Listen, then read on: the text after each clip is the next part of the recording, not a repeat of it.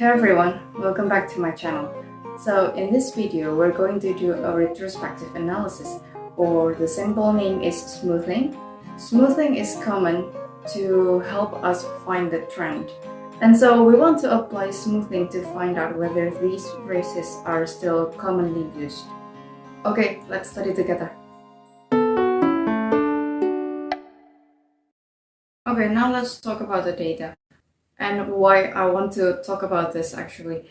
So it was the other day I listened to a podcast, and in that podcast, this phrase is mentioned, and they discuss briefly whether this phrase is still used in daily conversations by natives. It was a podcast for learning English, so they just answering by intuition, I guess.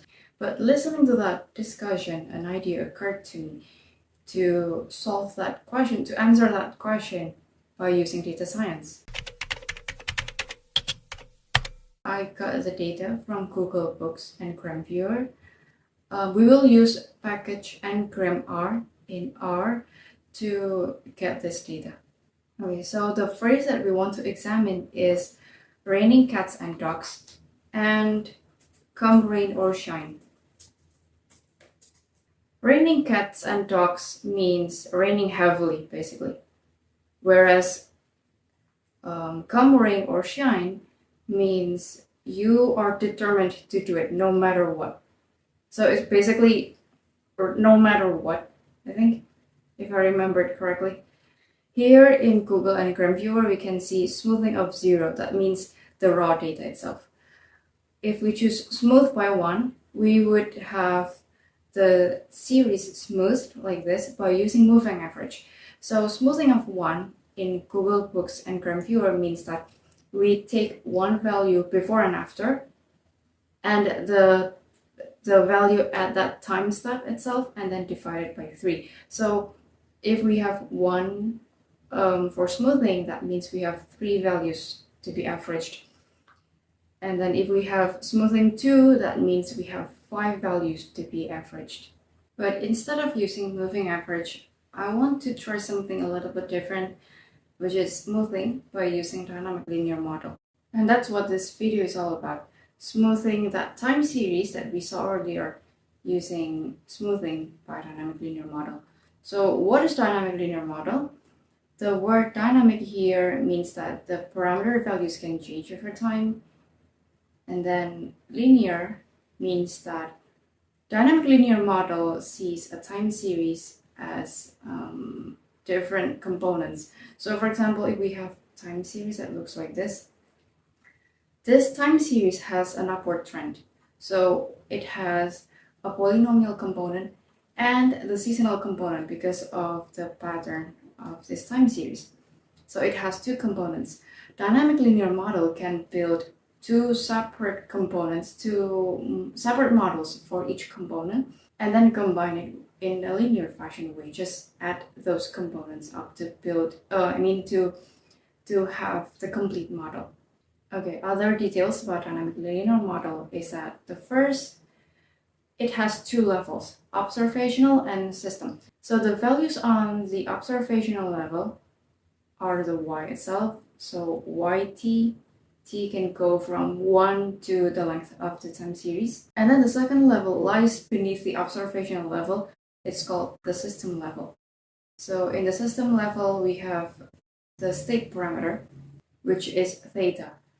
And theta t means that the theta can change at any time. I'll show you the math formula first.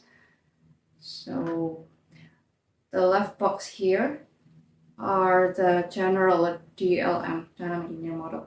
The first equation here is the observational equation. Here we can see y. Y is determined by parameter, the state parameter theta, and theta is determined in the system level as the second equation here. In the system level, theta t is determined by the previous parameter, the previous state parameter. Okay, in general, we only have 2 equations here, but actually we can extend it to 3 or 4 or more equations.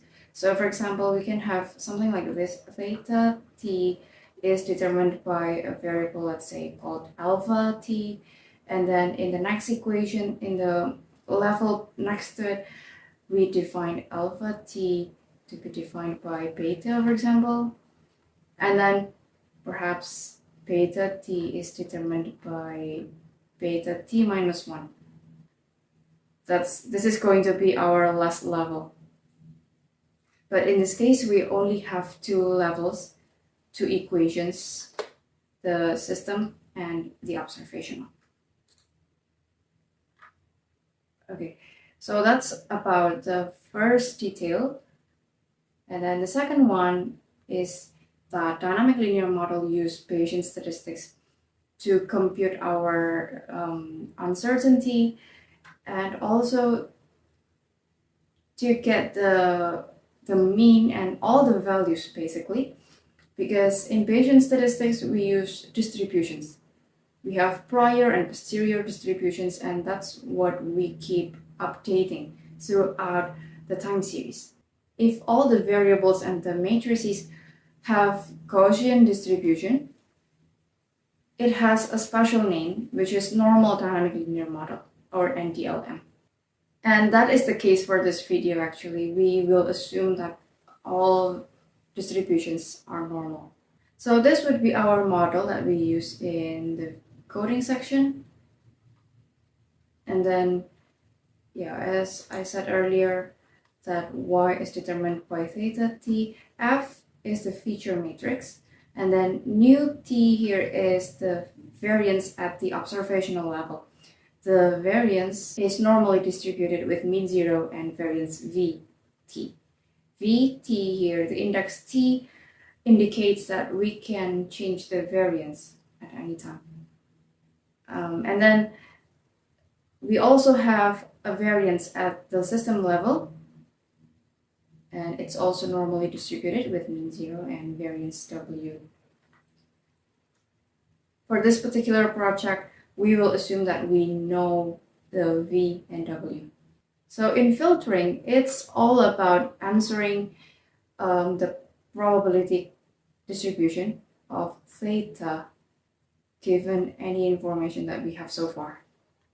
So at all time step t, we will have the prior of theta and then the posterior of theta, and also the distribution for one step ahead forecast. The probability distribution of theta would be conditioned on the information that we have so far. So let's say that we are at time step 3.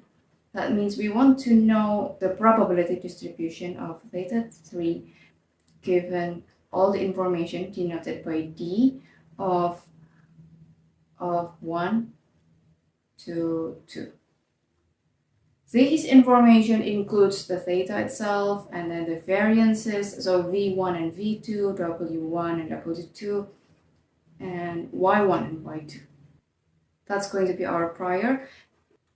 It will be normally distributed with mean a3 and variance r3. And then we will get a new information, which is the observed value y3. Then we can update our belief, which is getting our posterior distribution of theta 3 given all information that we have now, which is d1 up until 3. That will be normally distributed with mean m3 and variance c3. And then we can get the one step ahead forecast distribution, which has a normal distribution as well, with mean f3 and the variance q3. We also have another distribution that calculated at this time step, but it's the mean and the variance that we have at these 3 distributions are going to be used for smoothing. So that's the one I'm focusing at. More completely, it's going to be like this. A and R are the posterior mean and variance respectively for theta. And then M and C are the posterior. That was the prior distribution, A and R for the prior, and M and C for the posterior distribution for theta.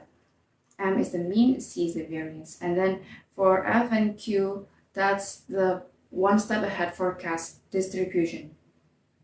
F is the mean and Q is the variance. We will use these to do smoothing. So we have to do filtering first before we can do smoothing. In filtering, that was given all the information we have so far. When it comes to smoothing, we want to know the distribution of theta of the state parameter given all information that we already have. Okay, so that includes the observational values, so y1 until capital T. Capital T is the length of the time series.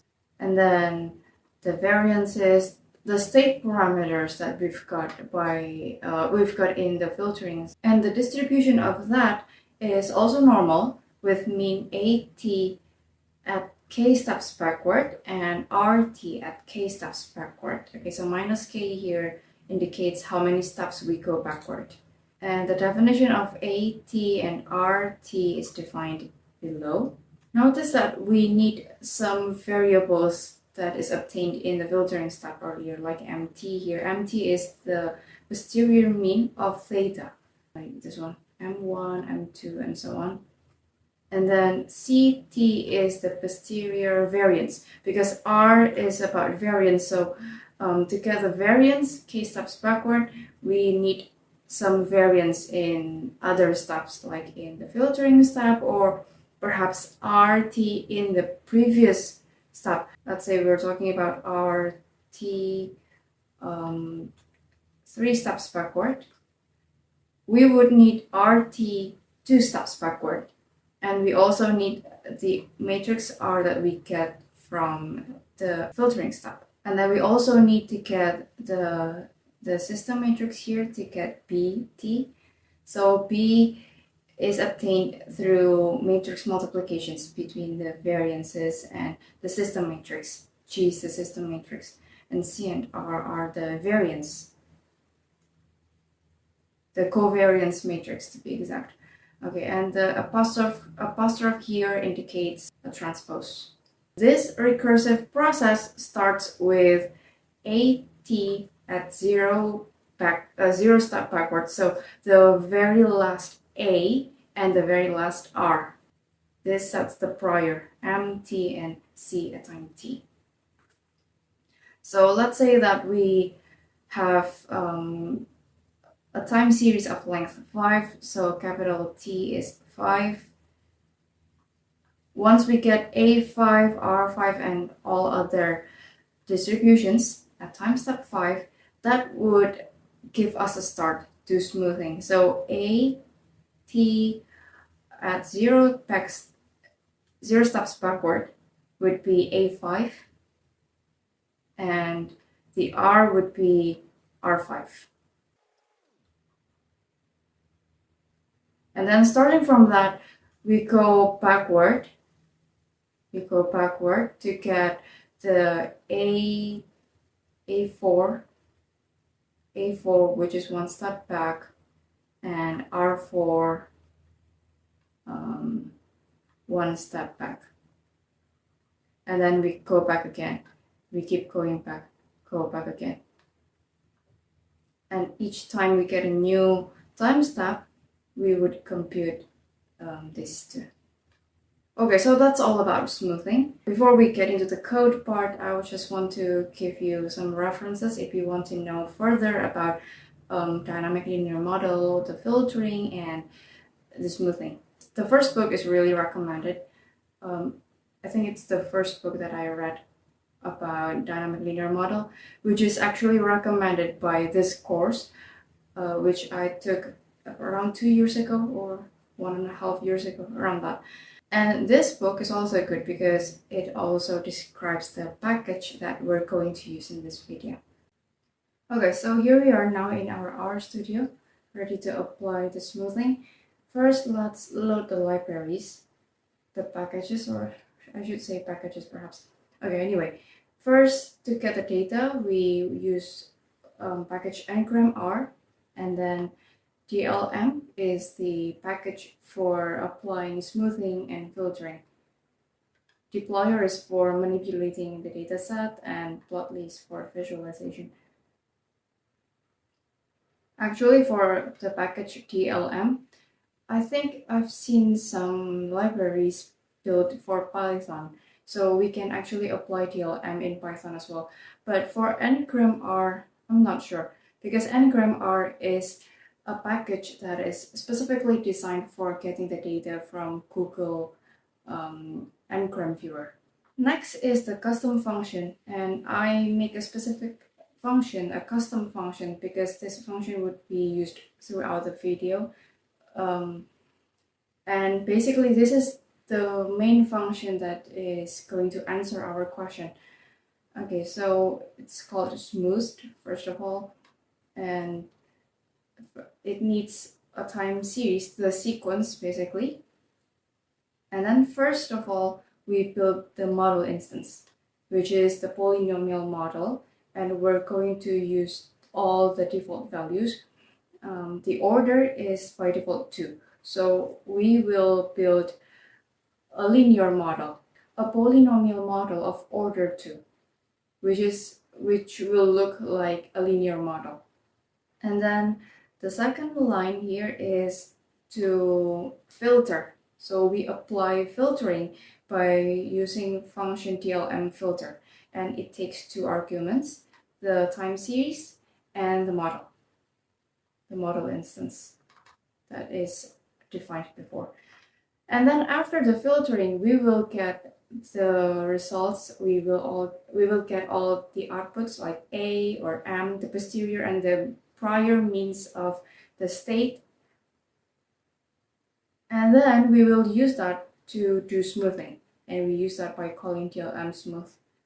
So we put mod filter, which is now an object, actually a list comprised of several objects, and we will put that into DLM smooth. DLM smooth will also output several values, but we will only use the smoothing of the theta. Okay, so now let's run this. Okay, so now we're ready to answer the first question, which is to know whether raining cats and dogs is still used in English in daily lives, perhaps. Okay, so this phrase would be used over and over, so I need to save it into a variable called phrase1, all capital letters.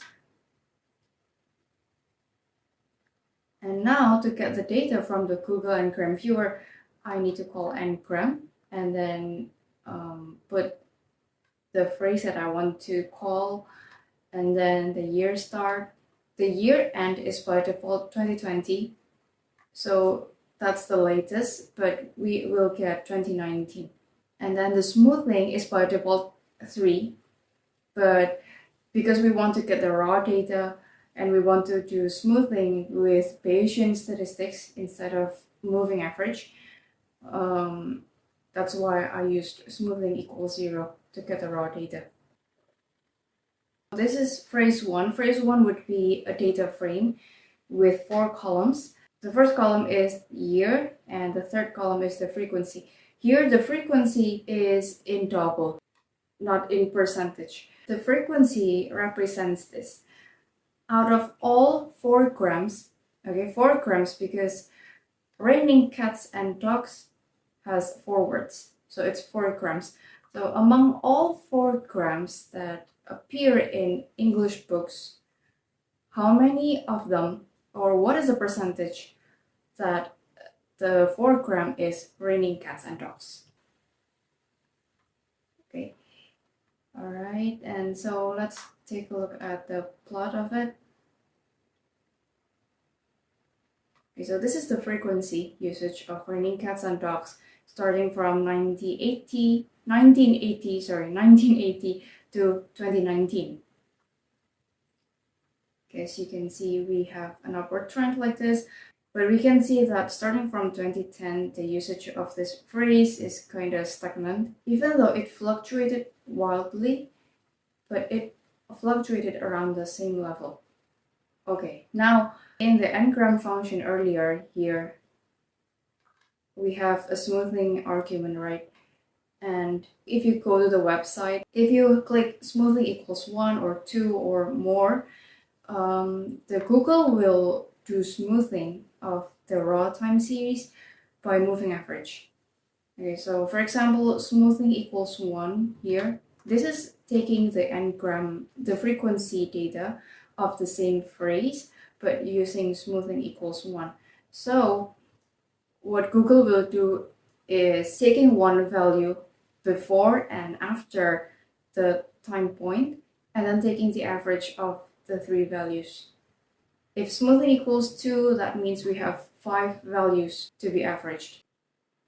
Okay, now let's see how the time plot is for smoothing equals 0, which is the raw data, and then smoothing equals 1 and 2. Again, this plot is what you will see in Google and Chrome Viewer. Okay, the orange line is smoothing 1, and the dark green line is the smoothing 2 usage. Again, as you can see, the dark green line is smoother than the orange line. And the orange line is smoother than the light green line. Okay, now let's do the smoothing. First, I want us to compare the filtering and the smoothing so we can see what's happening. So the first 3 line here is exactly what smoothed function is.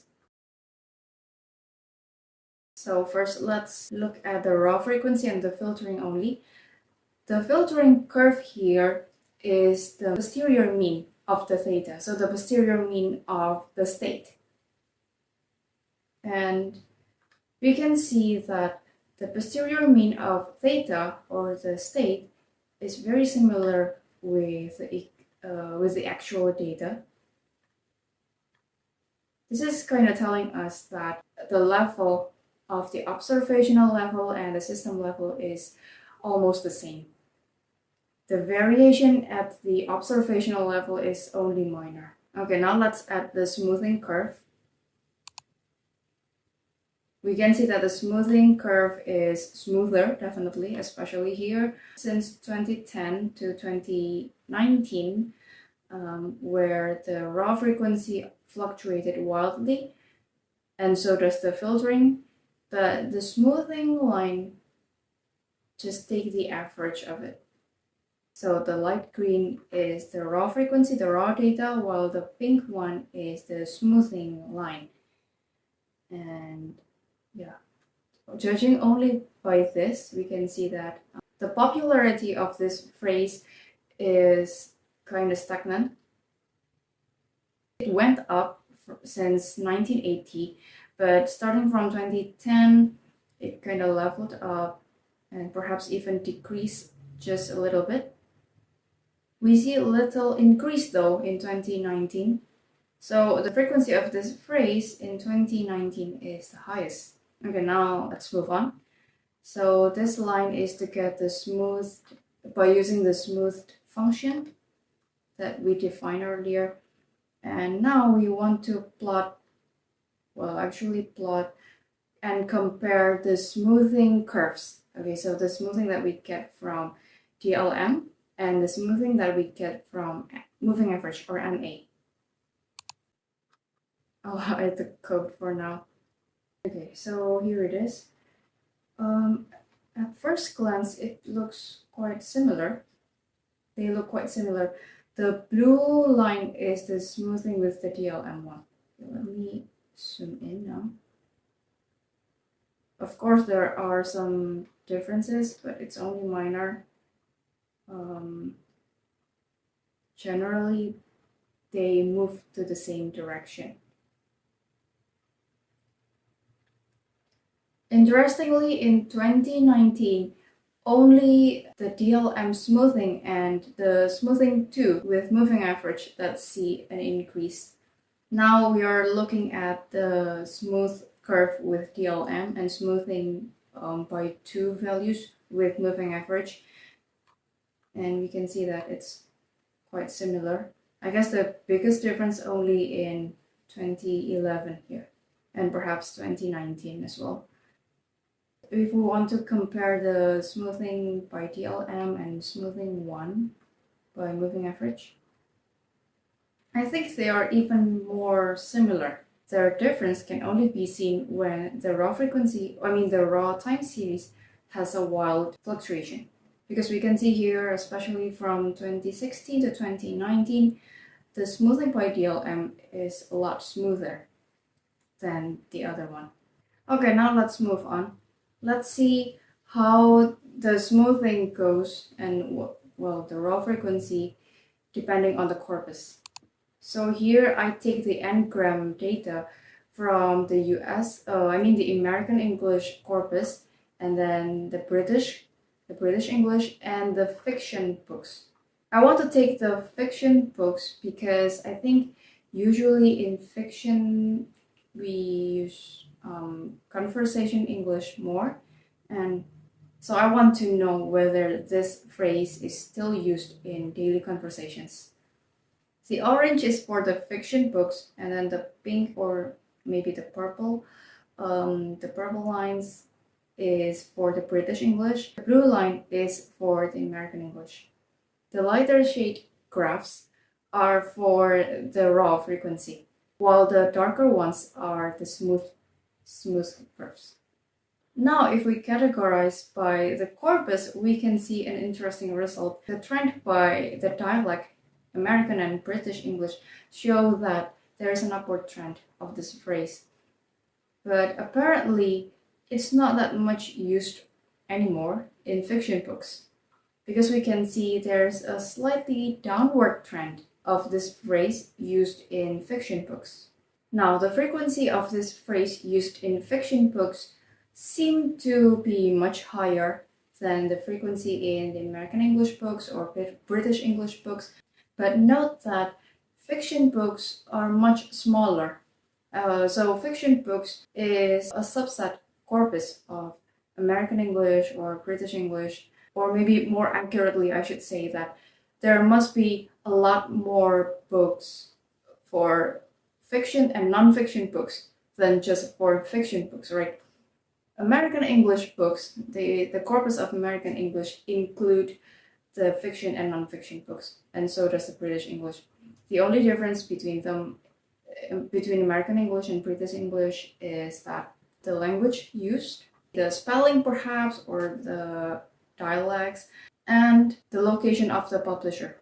So American English books would be books that are published in the US. So because fiction books only includes the fiction books, so it must be the total of fiction books must be smaller than the total of all books, including the non-fiction ones. So actually, the denominator for these 3 lines might be different. Okay, now we're ready to go to the second phrase, which is come rain or shine. Again, I save it into a variable called phrase2, all capital. And then again, I want to take the raw data, smoothing 0, and then the smoothing 1, and smoothing 2. Oh yeah, I forgot to mention one thing. It's case sensitive. Okay, the phrases that we're looking at are case sensitive. Okay, so we take only come rain or shine with all lowercase, and so does with the phrase 1. Now let's compare those time plots. Yeah, the light green is for the raw data with smoothing 0, and then for the orange line is for smoothing 1, and the dark green is the smoothing 2. We can see that the smoothing of 2 line is smoother than the smoothing of 1, and of course smoother than the raw frequency line. Let's see the raw frequency only. So this line shows the frequency, so the percentage of come rain or shine occurs in the 4 gram collection. So in that list, in that collection of 4 grams, we might have come, rain, or shine, and then raining cats and dogs, and then come, rain, or shine again, and come, rain, or shine again. We will count how many times the phrase come, rain, or shine occurs, and divided that by the total 4 grams in that collection. And so we can see that the frequency of this phrase plummeted since 2016. No, actually plummeted in 2017, sorry. 2017 and then 2018 and 2019. It had a significant increase in 2010, but in 2017, we can see that the frequency decreased a lot. This n-gram is again gained from English corpus, so all English books, fiction and non-fiction. Okay, so to get the smooth curve, we use the smooth function again, and now let's see how the smoothing curve from DLM looks like compared to the smoothing of 1 and 2 by moving average. The smoothing by DLM is again showing a very similar direction with the smoothing by 1 or by 2. So let's zoom in and see. We can see here in 1987 there was a sharp increase, and the smoothing by 1 by moving average or the smoothing with DLM kind of gets that. So the smoothing means are increased, but for the smoothing of 2, the smoothing average, it's lower. And we can see here again that the smoothing curves do a good job for generalize the raw frequency, the raw time series, and let us see only the trend. And yeah, if we see only the smooth curves, this is consistent with what we see with the raw frequency, that it seems like this phrase is not so popular anymore because it's less and less used. Now, I guess I haven't told you why the latest data is in 2019, because the latest update of the corpus was in 2020, February 2020 to be exact. Now let's take a look at the plots again, at the smoothing curves categorized by the corpus. Okay, so this is the result. It's really different from what we see in Raining Cats and Dogs. Okay, now if we see only the British English, it has a clear upward trend. It's getting more popular now. And for the American English, we can also see the upward trend, but it's not as significant as is in the British English. However, for the fiction books, well, we have seen that earlier, just a bit. For the fiction books, though, we see the downward trend here. So the downward trend here must have something to do with the usage of this phrase in fiction books. You know, we can see very different results if we categorize it by corpus. So yeah, it's interesting. So I don't know, maybe this phrase is more used in a formal setting, perhaps. That's why it's not very much used. It's not very popular in conversation English, perhaps. So if a non-native speaker like me I will finish this assignment, come rain or shine, maybe I would get frowned at because it might sound old. But of course, this is just answering this question from the data science point of view. Okay, the main disadvantage of using data science, using Google and Gram Viewer for answering our questions, is that Google and Gram Viewer only take the n-grams from books. Okay, from books, so from written language. And for now, we don't have the corpus of spoken language, which might be a better data set to answer our question actually. When I Google, when I try to find the spoken language corpus, the only thing that I can find is the news. The n-gram comes from the news channel. And some people also collect the data from presentations. So it's slightly semi-formal, at least. I don't know, if some people can collect the data from movies, for example, where informal phrases would be used most of the time, maybe we can get a better answer to these questions. Okay, so that's it for today's video. Thank you so much for watching. I hope you enjoy this content. Don't forget to subscribe, share, and like, and also comment. Share with us what you think of this video.